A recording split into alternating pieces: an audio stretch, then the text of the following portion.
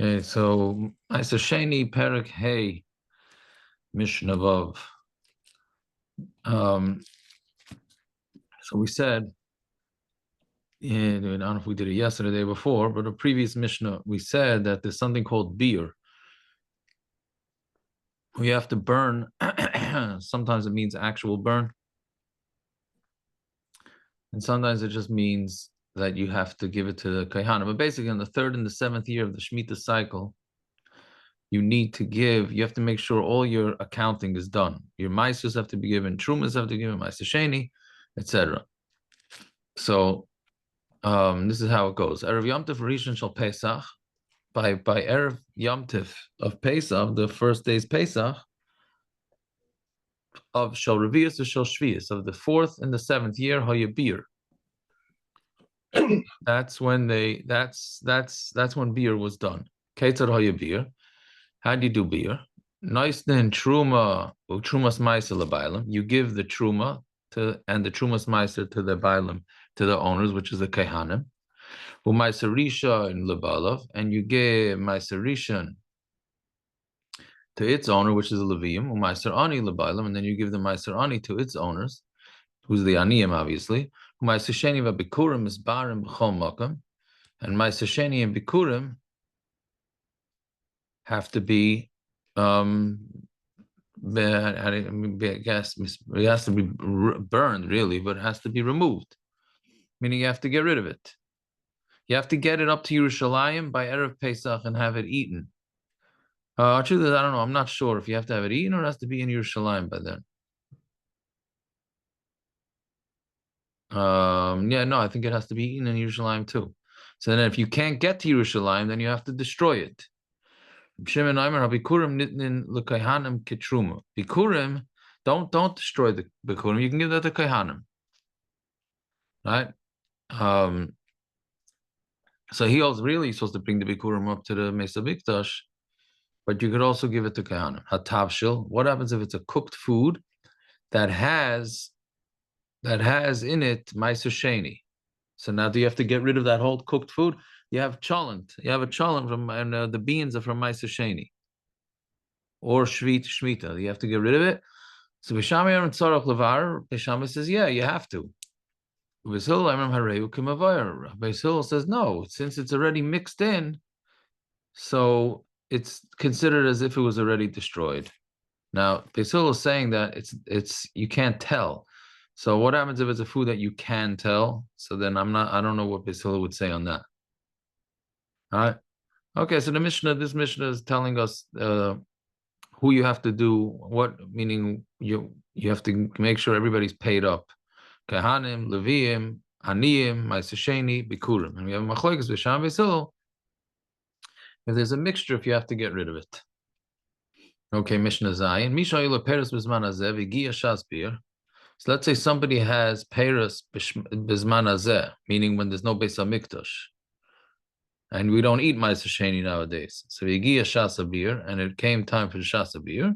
So Bishamer Tzarol Chalon Ala Kesef. You need to be Mechalal it onto Kesef, and then bring the Kesef to Yerushalayim and destroy it.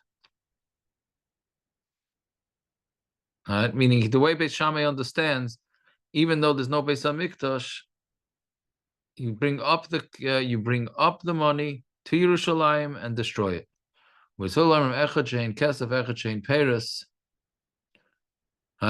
Meaning it doesn't make a difference whether it's money or Paris.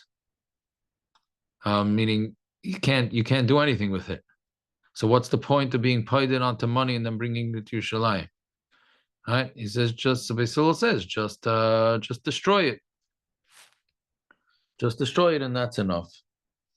Right? So this Mishnah is saying that Beis Shammai has an interesting shita, that he says that you always have to bring up the Maaser Sheni, and if not the Maaser Sheni, then the money that you paid the Maaser Sheni onto, that you machal the Maaser Sheni onto, and you bring it up to Yerushalayim, and you have to destroy it there.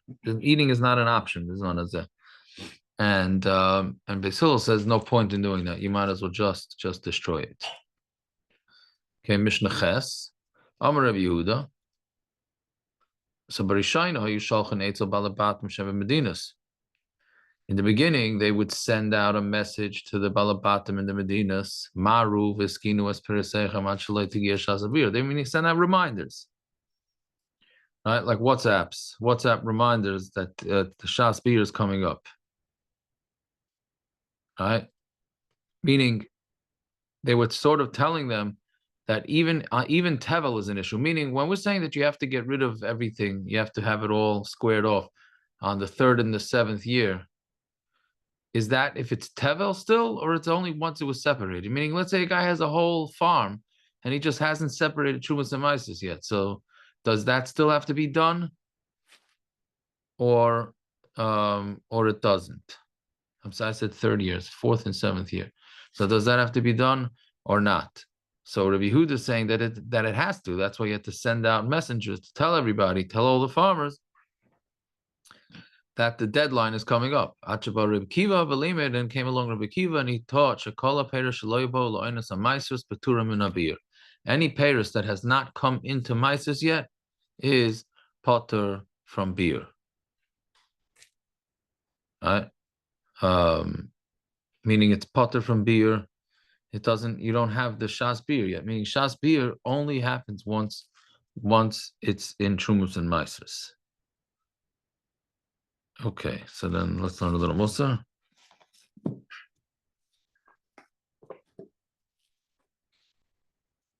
Make up for last night.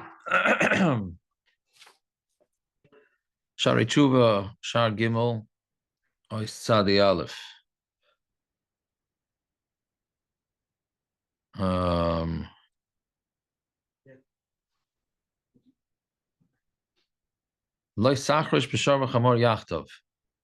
This is actually tomorrow's daf. We're having this in tomorrow's daf. You cannot plow with the shor and a chamor together. That's klayim. We're warned. You're not allowed to plow and you're not allowed to thresh with 2 minim, meaning 2 different types of animals. When they're connected to a yoke or even by ropes. And not only is it also for you to connect them together, you can't even ride them once, even if they're already connected. Okay, so why does it say charisha? And this that it says charisha, that's just the way, that's the norm. The norm is that you hitch up your the cows together. This is mamish tomorrow's daf.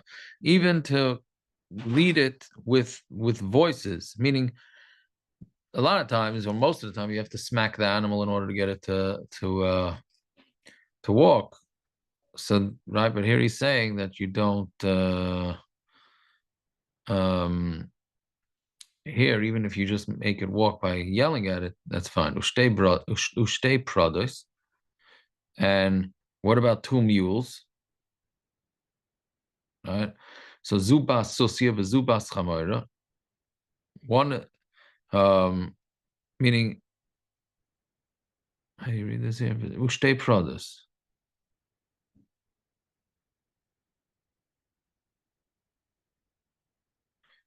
Meaning, he's saying, I don't know exactly how to read it in there, but it seems like he's saying that if you have 2 mules, then it's okay, as long as they were bred properly.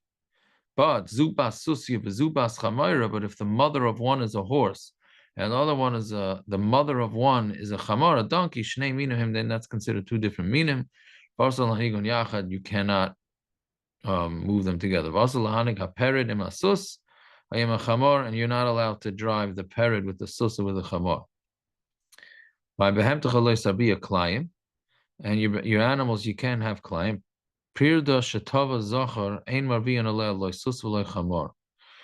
A mule that wants to, if you have a female mule that wants to be together with a male, you cannot mate her, not with a sus, not with a chamor, el pered shumino. You can only do it with a pered. When a pered hapirda in Shabbos. then that means when their mothers are the same. Shnei b'nei susia, ay b'nei chamara. They're both b'nei susia or chamara. Aren't they both infertile? Yeah, but I it mean, doesn't you mean that can't it have doesn't mean a you, you're not mating them to have kids. They just want to mate. yeah. Well, okay. That's tonight's stuff. Rachamim, that's mamish tonight's stuff. Oh um, boy, it seems to me it's Sar Melachai to keep them apart. Okay, all right. um, right.